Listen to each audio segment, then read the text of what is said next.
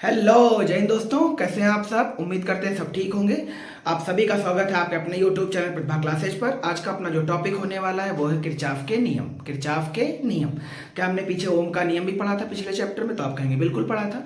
तो electric circuit को solve करने के लिए क्या ओम का नियम पर्याप्त नहीं है? तो हम कह सकते हैं पर्याप्त है, बट सरल और लीगल सर्किटों के लिए। अगर सर्किट बहुत टफ हो जाए तब हम उसको सॉल्व करने के लिए किसके नियम इस्तेमाल करते हैं? किरचॉफ के। किसके नियम? किरचॉफ के। तो किरचॉफ ने जटिल इलेक्ट्रिक सर्किट को सॉल्व करने के लिए दो नियम दिए हैं। दोनों नियम को पढ़ते हैं आज की इस वीडियो में केवल किरचॉफ के नियम ही देखे जाएंगे। और नेक्स्ट वीडियो में हम लोग बात करेंगे व्हीटस्टोन ब्रिज पर। और व्हीटस्टोन ब्रिज पर एक और नियम काम करता है जिसको हम बोलते हैं मीटर सेतु। कौन सी चीज? मीटर सेतु। तो अगले वीडियो में उसे कंप्लीट करेंगे और इसी के साथ चैप्टर खत्म करेंगे। और नेक्स्ट क्लासों में फिर हम इसके न्यूमेरिकल पर बात करेंगे, जो कि ठीक ठाक टफ न्यूमेरिकल बनते हैं किरचॉफ के चैप्टर से। ठीक, तो चलिए शुरू करते हैं बिना किसी देरी के। तो किरचॉफ लॉ।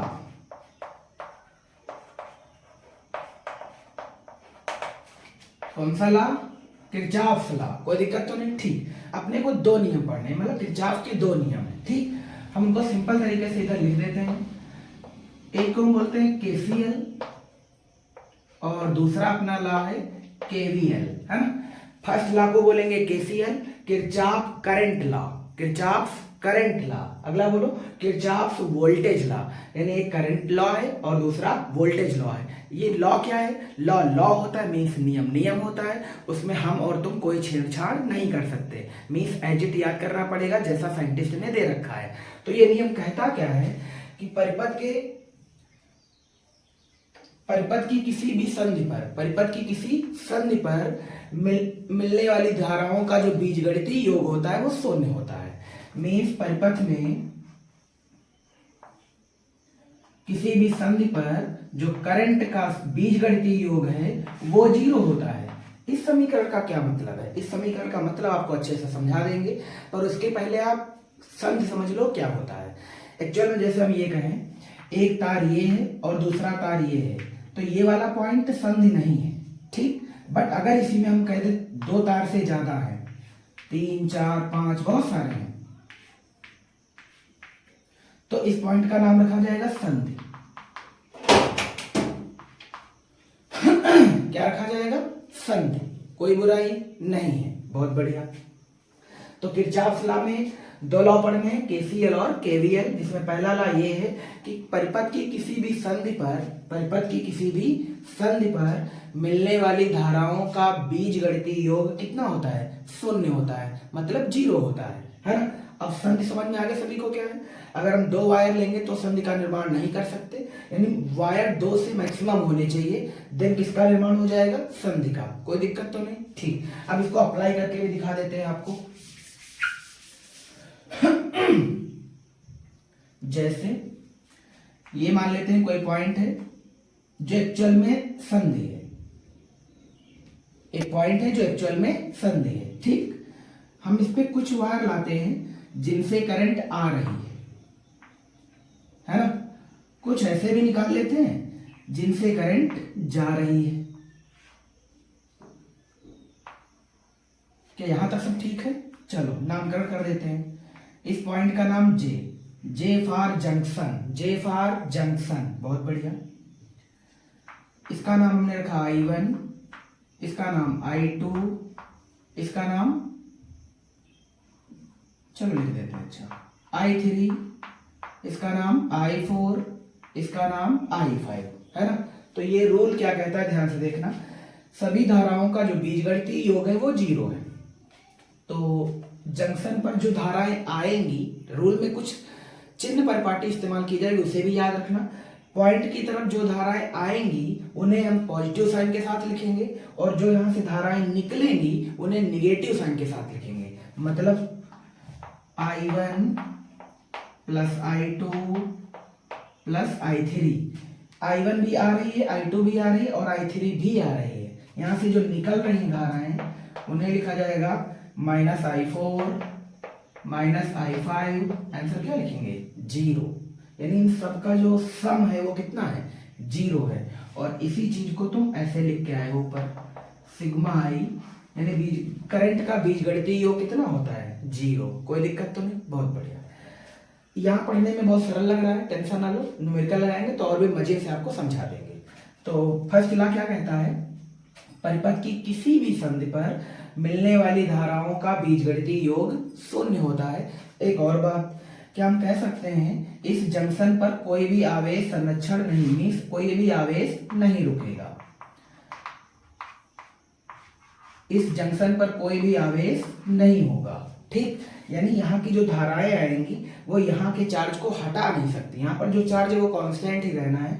तो इसको इसलिए एक नाम बोलते हैं, याद होगा आपको, इस नियम का एक दूसरा भी नाम है आवेश संरक्षण का नियम, या आप ये कह सकते हैं ये नियम कौन से संरक्षण पे आधारित है, आवेश संरक्षण पर। तो याद रखना किरचॉफ का जो पहला लॉ है जिसे हम केसीएल बोलते हैं, जंक्शन रूल बोलते हैं। कौन सा रूल, जंक्शन रूल। अरे संधि का नियम, जो संधि का नियम है कौन से संरक्षण पे आधारित है, आवेश संरक्षण पर। और ऐसा क्यों, क्योंकि जंक्शन पर से ना तो किसी चार्ज को लाया जा सकता है और ना ही वहां से किसी चार्ज को हटाया जा सकता है, इसलिए वो कौन से संरक्षण पे काम करेगा, आवेश संरक्षण पर। और इस नियम के और भी नाम है, याद रखना।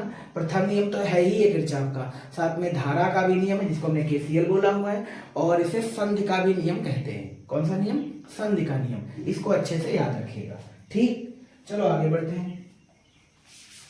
अब पढ़ते हैं केवीएल, ये वाला रूल। ये थोड़ा सा कठिन है और ज्यादातर मोस्टली न्यूमेरिकल इसी पर है ना, तो इसको क्यों ना और अच्छे से पढ़ा जाए। ये नियम क्या कहता है, ये नियम की पहले नियम सुन लेते हैं। नियम ये कहता है किसी परिपथ के बंद पास, बंद पास का मतलब एक लूप जो पूरी तरह से क्लोज सरफेस है, जो पूरी तरह से बंद है ना, जिसके तार आपस में कनेक्टेड है, इसको बोलेंगे बंद लूप। कौन सा लूप, बंद लूप। और आप सभी समझते हैं बंद लूप में ही तो करंट बहता है, बाकी खुले लूपों में करंट नहीं बहता, ठीक है ना।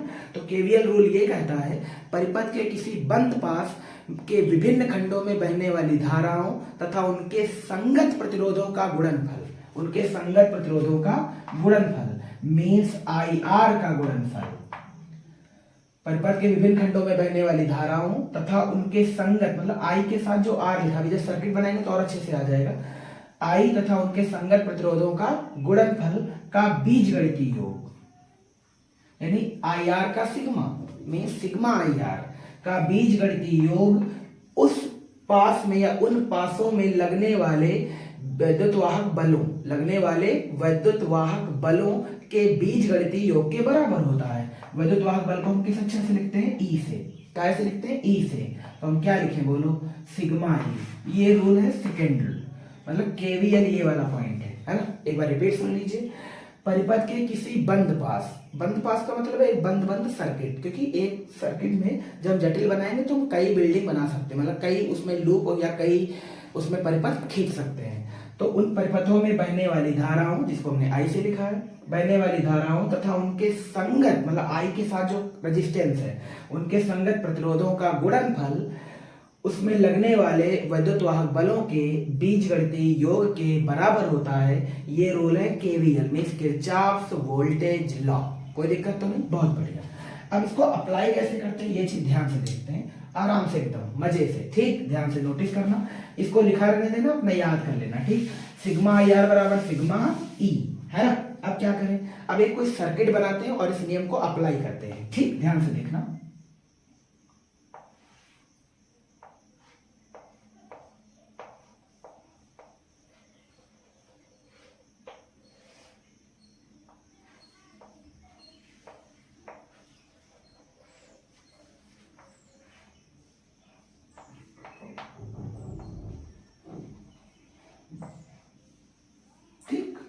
एक हमने बेसिक सा सर्किट बनाया। वैद्युत वाहक बल तुम्हें याद होगा, इस डायरेक्शन में होगा, ये वेक्टर नहीं है, ठीक। इसे E1 मान लो और इस वाले को E2 मान लो। यहां की रेजिस्टेंस को R1 मान लो, क्योंकि इस सेल के साथ लगी रेजिस्टेंस को आप तुम्हें अच्छे से याद होगा आंतरिक प्रतिरोध बोलते हैं। इसको वो क्या बोलेंगे, R2। ये अपना स्विच है, मिस कुंजी है, और ये बाय सर्किट है जिसमें करंट भेजी जा रही है, उसको हमने कैपिटल R से नोट किया। करंट वरेंट आपको अच्छे से याद होगी। सपोज करते हैं यहां से करंट का रिलीज हुआ I1 और यहां से करंट I2, कोई बुराई तो नहीं, बहुत बढ़िया। अब इसमें दो लूप हैं, एक तो ये एक तो ये, इनमें कुछ नामकरण कर देते हैं ताकि हम आसानी से इसे पढ़ पाए। तो A B C D E F, कोई दिक्कत तो नहीं, ठीक। अब हम इसमें आराम से पढ़ सकते हैं। एक लूप ये हो गया, एक लूप ये हो गया। सर्किट को सॉल्व करने का तरीका ये है, सिंपल तरीके से समझो, जहां से शुरू हो जाओ वहीं पे खत्म करो आकर के, तब एक घेरा हो जाएगा। कुल मिला के हर पास में एक बार तुम्हें घूमना पड़ेगा, ठीक। मतलब सिंपल है, ऐसे गए फिर नीचे गए फिर ऐसे गए फिर ऐसे गए, बस ये हो गया पहला लूप, ये हो गया पहला लूप।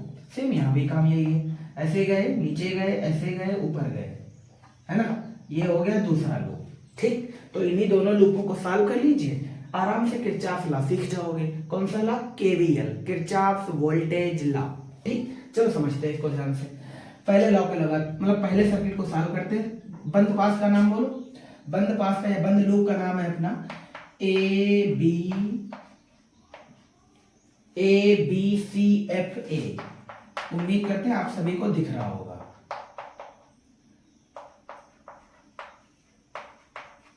कौन से नियम से? केवीएल से, किरचॉफ वोल्टेज लॉ या किरचॉफ का दूसरा नियम। बंद पर नाम बोलो ABCFA, अगले का नाम बोलो FCDEF, कोई दिक्कत तो नहीं, ठीक। इसकी भी कुछ चिन्ह पर पार्टी है, जैसे पीछे चिन्ह पर पार्टी थी, जंक्शन पर जो धाराएं आती थी उन्हें प्लस साइन के साथ लिखते हैं, और जंक्शन से जो धाराएं निकलती हैं उन्हें माइनस साइन के साथ लिखा जाता है। कोई बुराई तो नहीं, बहुत बढ़िया। यहाँ भी कुछ रूल है, इन्हें भी याद रखो। देखो, अगर सेल में माइनस से प्लस चलोगे, सेल में माइनस डंडे से प्लस डंडे की ओर चलोगे, तो वोल्ट ईएमएफ, इसको क्या बोलते हैं? ईएमएफ को पॉजिटिव लिखा जाएगा। अगर माइनस डंडे से प्लस डंडे की ओर चलोगे तो ईएमएफ कैसा लिखा जाएगा? पॉजिटिव। ये चीज चलो यहां लिख देते हैं, -2 plus then EMF is positive. क्या ये लाइन याद रहेगी सभी को? अगर तुम माइनस से प्लस की ओर चलोगे तो जो ईएमएफ होगा वो पॉजिटिव लिखा जाएगा। कैसा लिखा जाएगा? पॉजिटिव। कोई दिक्कत तो नहीं, बहुत बढ़िया। अब यहीं पर ठीक उल्टा हो जाएगा। अगर आप +2 माइनस जाते हैं, +2 minus, then EMF is negative, ठीक। ये बातें याद रहेंगी, उम्मीद करते सभी को याद हो जाएंगी। एक बात और याद रखना, करंट की दिशा में चलेंगे तो IR की गुणा प्लस ली जाएगी, और करंट की उल्टी दिशा में चलेंगे तो IR की गुणा निगेटिव ली जाएगी। मतलब करंट की दिशा में बढ़ने पर I और R की गुणा प्लस रखी जाएगी, और करंट की उल्टी दिशा में चलने पर I और R की गुणा माइनस लिखी जाएगी। कोई दिक्कत तो नहीं, ठीक। अब इस सर्किट में कौन सा नियम लगाते हैं? तो नियम तो पीछे लिख के आया यार, अभी अभी क्या लिख के आया है बोलो? तो आप कहेंगे IR बराबर E, means sigma E, sigma IR बराबर सिग्मा E। इस नियम को अप्लाई कर देते हैं यार, है ना, ठीक। चलो ध्यान से देखते हैं।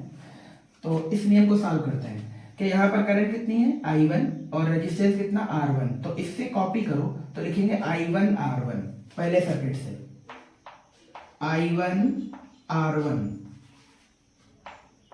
ऐसे भी लिख सकते हैं, ठीक है। I1 R1 ऐसे चले है ना, यहाँ पर करंट I1 ही है। चलो इसको भी आगे बढ़ा देते हैं, यहाँ I1 और यहाँ I2। जब यहाँ करंट आएगी तो तुम ध्यान से देखो तो I आएगी, और एक्चुअली ये जो I होगा वो I1 प्लस I2 का सम होगा, I1 प्लस I2 का सम होगा। ये बात आपको समझ आ रही होगी। ये I1 और ये R1, चूंकि हम लोग करंट की दिशा में तो हमने इसको पॉजिटिव लिखा, ठीक, बहुत बढ़िया। जब इधर से जा करके ऐसे मुड़े, क्योंकि ये वाला सर्किट देखना तुमको, ऐसे देख करके ऐसे चलना है। जब ऐसे चलोगे तो क्या, अब हम करंट की उल्टी दिशा में, अब हम करंट की उल्टी दिशा में, अब करंट की उल्टी दिशा में हो तो क्या I2 और R2 की जो गुणा है वो माइनस लिखी जाएगी। काहे की लिखी जाएगी? माइनस की, मीन्स I2 R2। उम्मीद करते ये भी समझ आया होगा, ठीक। क्या करंट को तुमने सॉल्व कर दिया पहले लूप में, पहले लूप में करंट और रेजिस्टेंस सॉल्व हो गया। अब बचा कौन? ईएमएफ। कौन बचा? ईएमएफ। ईएमएफ को ध्यान से देखो, जब तुम पहली रेखा से चले थे तब माइनस से प्लस थे, जब माइनस से प्लस थे तो ईएमएफ कैसा लिखा जाएगा? पॉजिटिव। मतलब जो E1 है वो प्लस का लिखा जाएगा, E1 काहे का, प्लस का। बट जब तुम इस साइड में चले तो ध्यान से देखो तो चल रहे हो plus two minus, then EMF कैसा, निगेटिव, मतलब E2 कैसा लिखा जाएगा, माइनस का। कोई दिक्कत तो नहीं, ठीक। ये आ गई समीकरण नंबर 1। समीकरण नंबर 1, आगे बढ़ते हैं। ये फर्स्ट इक्वेशन बना ली। देखो इसमें जनरली सवाल इक्वेशन से ही लगते हैं, है ना। दो इक्वेशन मिलेंगे आपको, बस उन्हीं को सॉल्व करना है, फिर तो आपको मैथ प्योर लगानी है ना। तो समीकरण बनाना पहले सीख लो, क्योंकि प्लस माइनस में भी तो गलतियां कर दोगे। अब गलती से अगर तुमने प्लस मार दिया तो सवाल ही गलत हो जाएगा, है ना। तो पहला काम है इक्वेशन को सटीक बिठा लेना, ठीक। तो ये हो गया, पहले लूप को सॉल्व किया हमने। अब बात करते हैं दूसरे लूप की। दूसरे लूप का एक बार नाम बोलो सब लोग। तो दूसरे लूप का नाम है एफ, या उधर से लिखना है ना, गलती हो गई मुझे से, कोई दिक्कत नहीं, मेरे ख्याल से यहाँ से लिखना चाहिए था मुझे, BAFCB, है ना। छोड़ो, अब लिख गया तो लिख गया। यहाँ से बोलो क्या लिखें, वहां से लिखते हैं, है ना, क्योंकि हम लोग ऐसे चल रहे हैं, ऐसे। तो फिर बोलो क्या नाम लिखें,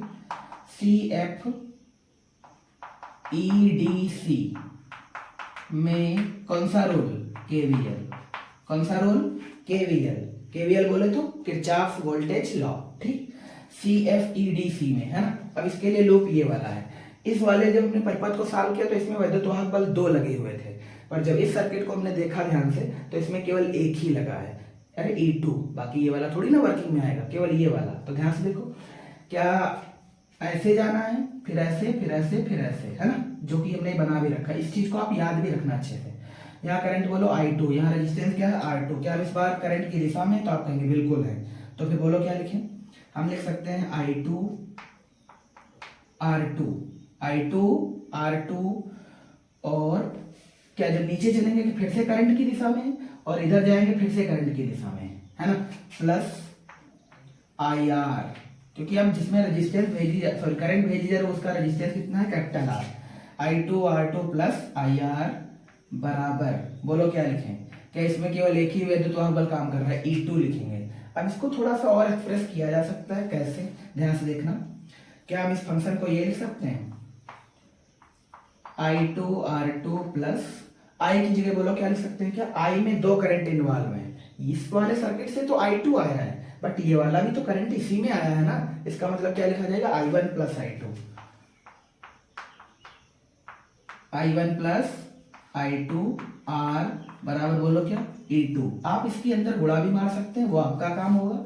ये समीकरण 1 थी और ये समीकरण 2। समझ आया सभी को। अब इन्हीं समीकरणों को न्यूमेरिकल में सॉल्व करा जाएगा और अपना जो आंसर है वो आ जाएगा, ठीक। कुछ और बातें सुन लीजिए। इसको किरचॉफ वोल्टेज लॉ बोलते हैं। कौन सा लॉ, किरचॉफ वोल्टेज लॉ बोलते हैं। सिंपल मतलब बता दें, किसी एक बंद पास का जो नेट पोटेंशियल डिफरेंस होता है वो 0 रहता है। मींस एक लूप में जो नेट पोटेंशियल डिफरेंस होता है वो 0 रहता है, और इसलिए इसको बोलते हैं वोल्टेज लॉ। कौन सा लॉ, वोल्टेज लॉ, अरे वोल्टता का नियम। कौन सा नियम, वोल्टता का नियम। और ये आधारित है एनर्जी कंजर्वेशन पर। किस पर, एनर्जी कंजर्वेशन पर। पूछा भी जाएगा किरचॉफ का KVL या द्वितीय नियम किस संरक्षण पर आधारित है, तो बता दो आप एक बार। तो आप कहेंगे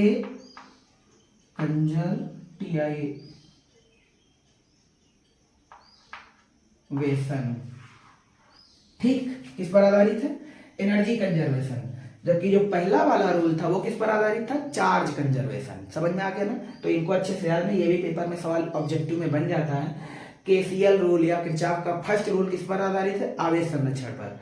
द्वितीय रूल किस पर आधारित है, एनर्जी कंजर्वेशन पर। बात क्लियर हो गई। इसे वोल्टेज लॉ भी बोलते हैं और इसे लूप का भी नियम बोलते हैं, अरे बंद पास का नियम, ठीक है। इसे अच्छे से याद रखना। किरचॉफ लॉ का एक और भी नाम है, मींस KVL का दूसरा रूल नाम है लूप्स लॉ। कौन सा लॉ, लूप्स लॉ। मींस ये बंद सर्किटों के लिए काम करेगा, लूप्स लॉ। कोई दिक्कत तो नहीं, बहुत बढ़िया, ठीक। याद रहेगा सभी को। एक बार रिपीट कर देते हैं। पहला रूल ये कहता है परिपथ की किसी भी संध पर मिलने वाली धाराओं का जो बीजगणितीय योग होता है वो 0 होता है, सिग्मा I बराबर 0। और जो सेकंड रूल है वो ये कहता है किसी भी बंद पास, परिपथ के किसी बंद पास में बहने वाली धारा तथा उसके संगत प्रतिरोध, जैसे I1 के संगत R1, I2 के संगत R2, कोई दिक्कत तो नहीं, I के संगत R, तो बहने वाली धाराओं तथा उसके संगत प्रतिरोधों के गुणनफलों का बीजगणितीय योग, के गुणनफलों का बीजगणितीय योग उस परिपथों के या उस परिपथ में लगने वाले वैद्युत वाहक बलों, ई क्या है, वैद्युत वाहक बल, वैद्युत वाहक बलों के बीजगणितीय योग के बराबर होता है और ये आधारित होता है एनर्जी कंजर्वेशन पर। कोई बुराई नहीं। ठीक, मिलते हैं नेक्स्ट वीडियो में, तब हम लोग बात करेंगे इस चैप्टर के एंडिंग की और वहां पर हम लोग पढ़ेंगे व्हीटस्टोन ब्रिज और उसी का एक कॉन्सेप्ट क्लियर करेंगे जिसका नाम है मीटर ब्रिज, मीटर सेतु। ठीक है ना, तो आज की क्लास में बस इतना ही, मिलते हैं नेक्स्ट क्लास में। थैंक्स फॉर वॉचिंग, जय हिंद।